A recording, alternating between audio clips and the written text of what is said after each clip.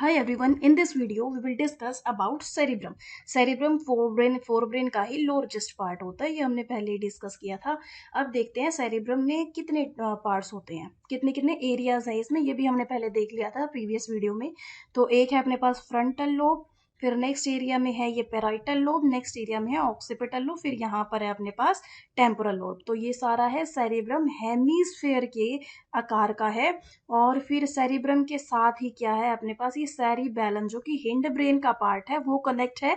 इसके सामने ही पोन्स है, हिंड ब्रेन का ही पार्ट। इसके बाद में फिर है मेडुला, और मेडुला से ही हमारी क्या निकलती है, ये स्पाइनल कोड निकल रही है। अब देखते हैं इन सब का फंक्शंस क्या है। अपने पास एक है फ्रंटल लोब में मोटर कॉर्टेक्स एरिया। तो मोटर कॉर्टेक्स एरिया में क्या होता है, मेनली वोलंटरी मूवमेंट्स यहाँ से कंट्रोल होते हैं। वोलंटरी मूवमेंट्स यहाँ से कंट्रोल होते हैं, वोलंटरी मूवमेंट्स यहाँ से कंट्रोल होते हैं। जैसे सपोज करो हम कुछ भी मूवमेंट करना चाहते हैं तो मोटर कोर्टेक्स एरिया ही क्या करेगा, मैसेज देगा किसको, वोलंटरी ऑर्गन्स को मैसेज देगा। वोलंटरी ऑर्गन्स को मैसेज देगा कि हाँ ये मूवमेंट हमने करना है। मोटर कोर्टेक्स एरिया वोलंटरी ऑर्गन्स को मैसेज, मोटर कोर्टेक्स एरिया क्या करता है, वोलंटरी ऑर्गन्स तक मैसेज ले जाने का काम करता है। ऐसे ही अपने पास है सेंसरी एरिया। सेंसरी एरिया क्या करता है, टच सेंस करने का काम करता है। आप ऐसा समझो, टच, पेन, टेम्परेचर जो फील का काम होता है, सेंस करने का काम होता है, उसको कौन कंट्रोल करता है, sensory area. Visual cortex occipital lobe में है, ये क्या करता है, हम देखना क्या चाहते हैं, देखने का मेनली कंट्रोल करता है विजुअल कोर्टेक्स। लाइक हम क्या देखना चाहते हैं तो आईज क्या करेंगी, मैसेज को विजुअल कोर्टेक्स एरिया के पास लेकर जाएंगी। देखने के लिए आईज क्या करेंगी, मैसेज को ऑप्टिक नर्व्स के थ्रू विजुअल कोर्टेक्स एरिया के पास लेकर जाएंगे। तो ये देखना कहाँ से कंट्रोल होता है, ऑक्सीपिटल लोब में विजुअल कोर्टेक्स से।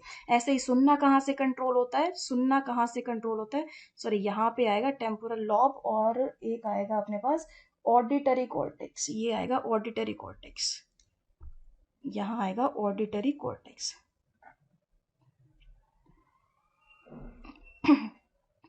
तो सुनना कहाँ से कंट्रोल होता है, टेम्पोरल लोब में ऑडिटरी कॉर्टेक्स से। यहाँ हम जो भी सुनना चाहते हैं तो वो मैसेज ईयर क्या करेंगे, टेम्पोरल लोब में ऑडिटरी कॉर्टेक्स की तरफ लेकर जाएंगे। तो ये चीज़ है अपने पास फोर ब्रेन की, सेरिब्रम की। नेक्स्ट है मेरे पास, बात करते हैं हम कि सेरिब्रम का ना अगर हम सेक्शन लें तो सेरिब्रम हेमिस्फेयर के टाइप का ये बता दिया था। तो इसमें भी अपने पास दो लेयर्स हैं, एक है आउटर लेयर और एक है मेरे पास इनर लेयर। आउटर लेयर और एक है मेरे पास इनर लेयर। तो आउटर लेयर जो है ये ग्रे मैटर की बनी है, ग्रे मैटर की बनी है, और ये वाली लेयर अपने पास बनी है किसकी, वाइट मैटर की, वाइट मैटर की ये वाली लेयर बनी है। और नेक्स्ट देखिए था आप हमने पास सेरिब्रम के बारे में। नेक्स्ट हम बात करते हैं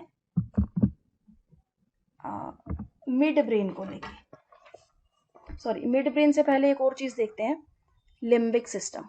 लिम्बिक सिस्टम तो ये क्या करता है, ये फीलिंग्स कंट्रोल करने का काम करता है। हमने हाइपोथैलेमस में भी पढ़ा था कि ये भी फीलिंग्स कंट्रोल करने का काम करता है। ऐसा ही limbic system high feelings control करने का काम करता है, इमोशंस कंट्रोल करने का काम करता है। इसलिए इसको हम इमोशनल ब्रेन भी कहते हैं, इमोशनल ब्रेन भी कहते हैं। तो इसके कितने टाइप्स है मेरे पास, एक है ये, तीन टाइप्स हैं, एमिगडेला, हिप्पोकैम्पस,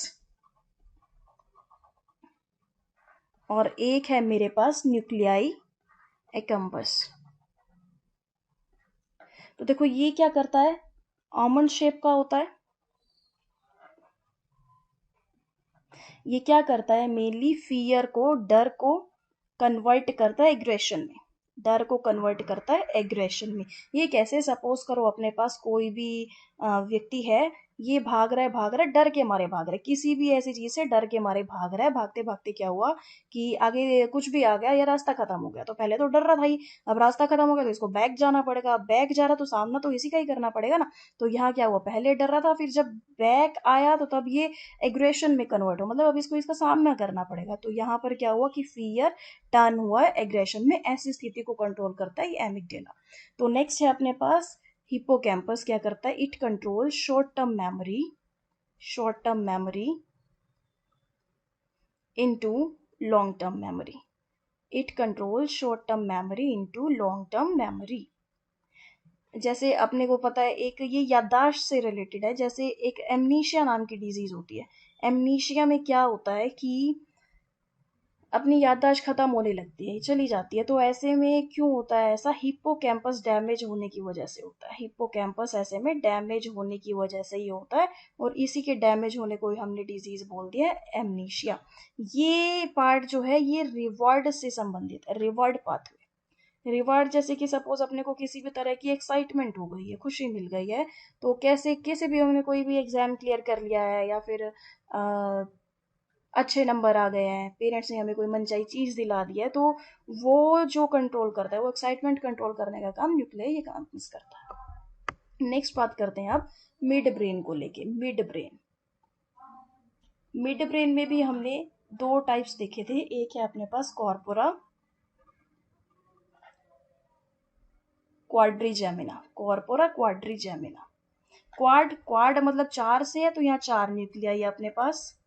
एक ये, इनको हम बोलते हैं सुपीरियर, सुपीरियर कॉलिक्यूली, और इनको हम बोलते हैं इंफीरियर कॉलिक्यूलाई।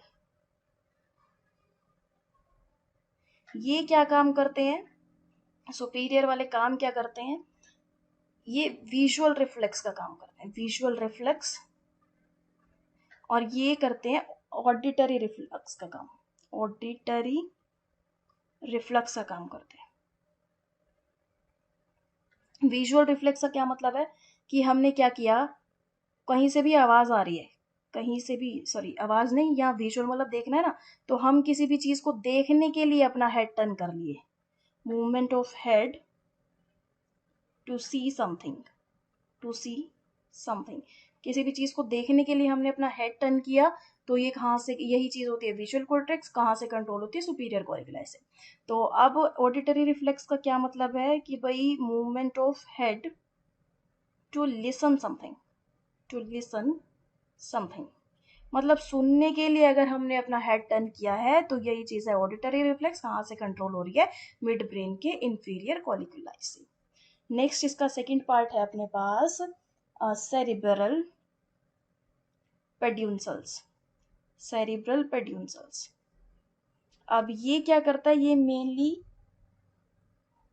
मिड ब्रेन को फोर ब्रेन और हिड ब्रेन से कनेक्ट करता है, मिड ब्रेन को फोर ब्रेन और हिंड ब्रेन से कनेक्ट करता है। अब मिड ब्रेन फोर ब्रेन से भी कनेक्ट हो गया, हिंड ब्रेन से भी कनेक्ट हो गया, तो इन शॉर्ट हम कह सकते हैं कि फोर ब्रेन भी हिंड ब्रेन से कनेक्ट हो गया है। तो ये काम कौन करता है? सेरिब्रम पेंटियंसल्स करता है। So thanks for watching this video guys, मिलते हैं नेक्स्ट वीडियो में।